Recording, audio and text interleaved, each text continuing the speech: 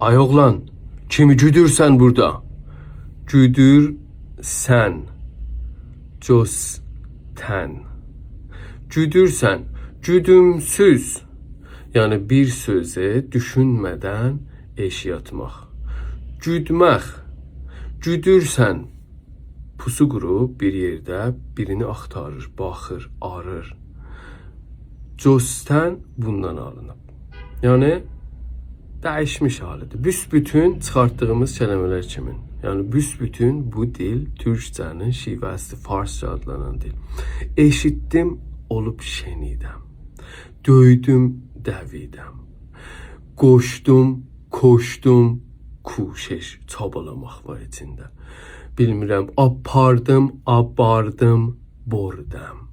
Görürsən, bunların hamısı çox incə bir dəyişimlə olublar bu dil.